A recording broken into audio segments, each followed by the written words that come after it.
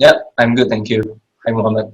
As you said, you are working as a data analyst at Google. So, what was your journey like being a data analyst? Yeah, yeah, for everyone, thanks so much for having me here. So my journey of being data analyst is like I graduated from Singapore University in 2017, Hmm. and then after that I worked intern at Visa and Lazada. Okay. So Lazada is an e-commerce that's famous in Southeast Asia, and I work at Visa in terms of like data engineering. And then after 2019, I got headhunted by Google. So there I am. The rest is the history, and I work for Google Trust and Safety Department for machine learning. That's really insightful, Vincent. That's really nice. So, in you said you worked at Visa and Lazara, and what was your title like in those companies? Did you work as a data analyst, or did you have different positions over there? Yeah. So when I graduated from SMU, it's actually under information systems because like at the point of time there was no dedicated like analytics courses, right? It's only a track, but there's no like 4 years analytics courses. And when I first entered universities, there's no like analytics at all, right? So I started from non-analytics background. I sort of like developed apps, Hmm. but uh, at Visa, I actually became an intern in software engineering, Wow. right? So it's a totally different, developing the data systems and reporting automated reportings. Hmm. Then after that, at Lazada, there was a huge movement of analytics. So I think it was like one of the very first few of data scientists interns at Lazada. So I became an intern there. Yeah. However, unfortunately, because I was supposed to like continue there, like working full times, but then because at the point of time there was acquisitions by Alibaba, so it was quite hectic, and then I decided to move to Visa as a software engineer. So I started from a non sort of like software engineer background to become analytics background, and then back to software engineer, and then now analytics again. Yeah. So what happens is that in 2019, I got reached out through LinkedIn that says that, hey, I saw your profile from LinkedIn. Hmm. Would you like to come in? Right? Yeah. And I interviewed at Google and then I got it. Yeah. So that's a little bit background for me. So you actually got invited to give an interview for Google, if I'm correct, if I heard you right. Yeah.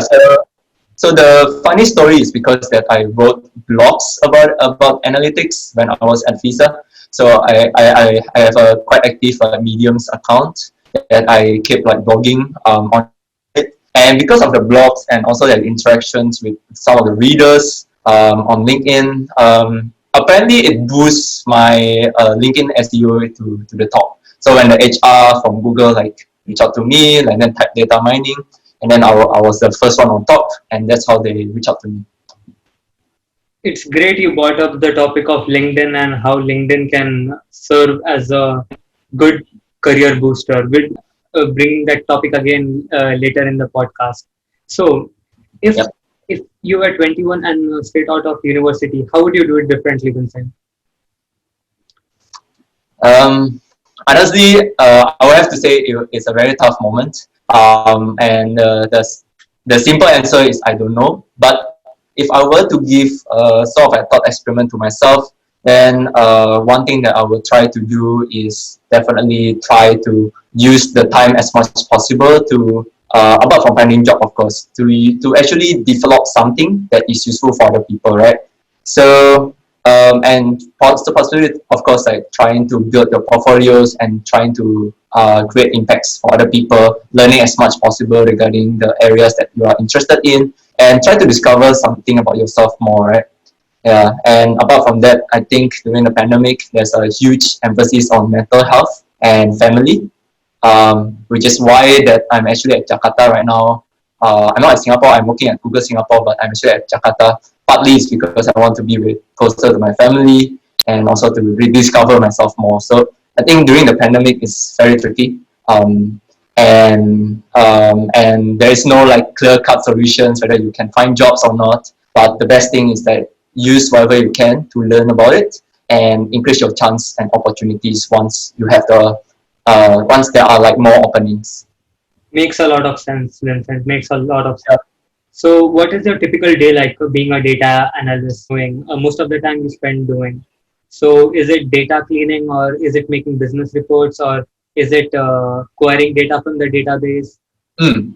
How is it like? For example, Google Chrome, Gmail, Android. Sometimes when you open websites that are very malicious, you will get red warnings, right? That called the red interstitials that says that you shall not pass, right? Mm. Like, are you sure you want to come here because they might be stealing your passwords, right? Or they might be stealing your bank accounts. So those are very big like phishing attempts, especially in the middle of Corona, because people are getting desperate with their financial situations, so they get more phished often, right? So that's what I do. Yeah, and the three things that I'm actually doing day to day are quite simple. The first one is escalations, meaning that let's say that I have a request from a certain government agency or banks that says, "Hey, my customers got fished. So can you look at it and then like blocklist it, right?" So I will analyze it and I will blocklist it. Depends on like my analysis, right? Then the second thing is the patterns, right? It'll be like trend setups in the sense of, let's say that during Corona, we see a lot of like trends of phishing being in like, um, let's say like healthcare products, or maybe like different kind of like health related phishing attacks, or maybe like banks that promote a certain products. Then I would create a patterns in order to like catch these bad guys more, and of course automatically, right? And finally, then we go to the fun parts, which is machine learning and deep learning, right? I'm specializing in the machine learning operations and image recognitions. So during this time on, I experimented with a lot of models like CNNs. I experimented with a lot of models that's related with object detections, and also like many different kinds of machine learning related algorithms, right? So, and everything goes back, right? Like you understand the data first, and then you make sure that you get the low hanging fruits that you can do by simple rejects, search, and finally you do like machine learnings to catch whatever that is in between more scalably, right? So machine learning at scale is sort of like my productions here to protect our users. So, you are one of the few people I have come across who have a background in software engineering, data analytics, machine learning, as well as cybersecurity, as you said now. Really few who had one role or the other in all the four important tech industries. Mm. So, Vincent, what do you suggest the young college graduates or the what do you suggest the young college graduates to learn? Is it Hadoop? Is it Tableau? Or is it Python? What are the top three technologies to learn in the field of data analytics? If someone wants to build a good Yes. data. Mm. Yeah, so there are many different kinds of skills that you need to have. The simplest like determinations is like whether you want technical skills or soft skills, right? So the soft skill is quite simple. Like you need to communicate, especially like in terms of being open-minded. You're working with a team that's usually like across like different geographical locations, right? Mm-hmm. So having the flexibility and communication skills to get the buy-ins, and then of course like launching the products that the users really care about. That's like one of the big thing in terms of soft skills, right? Mm-hmm. In terms of technical skills, it also ranges, but I think the most basic one that we always like talk about is like having SQL in order for you to extract data, having like Excel formats kind of related knowledge and logical skills of the structures inside your head. Because like in Python, usually we use like pandas, right? Which is like sort of like tables representations in Python. So it's like, yeah, associate in Python. So you use like pandas libraries, and then based on that, you can do EDA, exploratory data analysis, and then you move on, right, to like solve like the machine learning parts, or maybe like data cleaning parts. You use sklearn, you use like TensorFlow if you feel that you want to do a certain prototypes in deep learning. So there are many different kinds of technical skills that I think you have, and it always depends on what you want to do. For me, I delve into like TensorFlow a lot and ML operations. So making sure that you can launch it and then it's reliable, everyone can use it at any time, and it's done in a reliable ways using TensorFlow extended. All of those are open source, right? There are so many resources. Yep. But the basic ones, Excel and SQLs and Python or R, as a programming language with knowledge of IDEs, Jupyter Notebook or Colab, for example, as interactive notebooks, those are really, really important. So, summarizing it, basically Excel, SQL, Python, or R, and these things are the most important tools to learn to be a good data analyst, right? Yeah, it's a tool like it gets you to the door, but not necessarily become a good analyst yet. True. It gets you in the door. Vincent, we hear a lot about applying data-driven business solutions. So can you tell Yeah. about it and how it is actually done? Okay, so all right. So when you are in Google, and I'm pretty sure other companies as well, there's very data oriented. We have the saying that it's an AI first company, it's a data first company, right? Yep.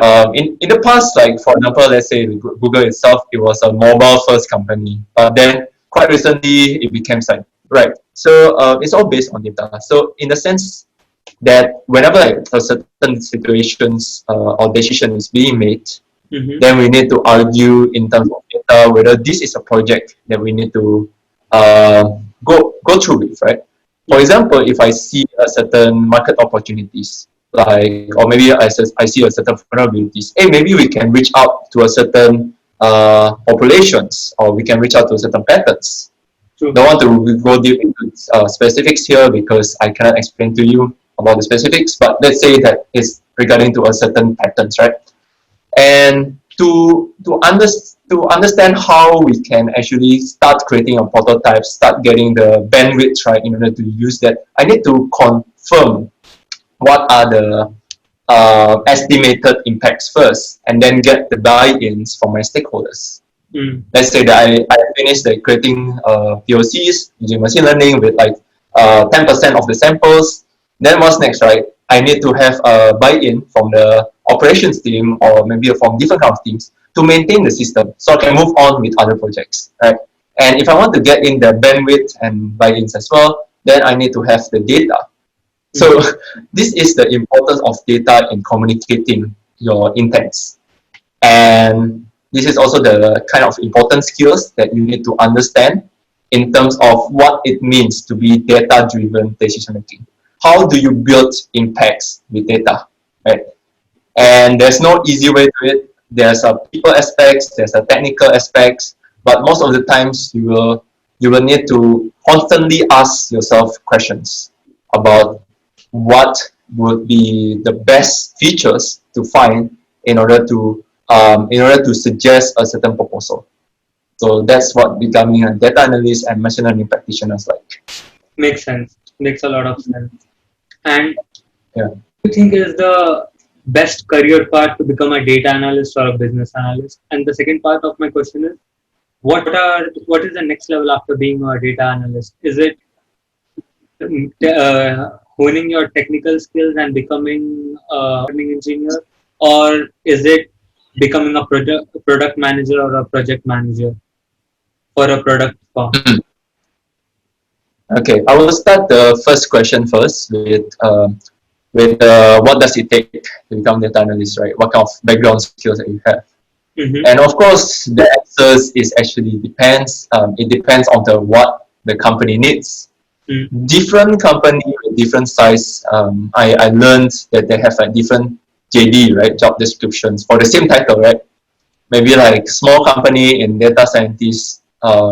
Usually they handle much of the data cleanings, but for the big companies which have like very mature data pipelines like Google, then you will do data cleaning less because there's already a pipeline that's already available. So it depends on the job descriptions, and also it depends on what you are going to do by the end of the day.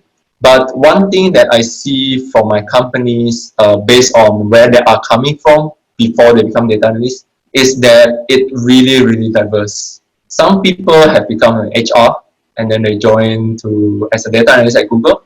and they're really good at it because they can communicate their thoughts well. Yeah.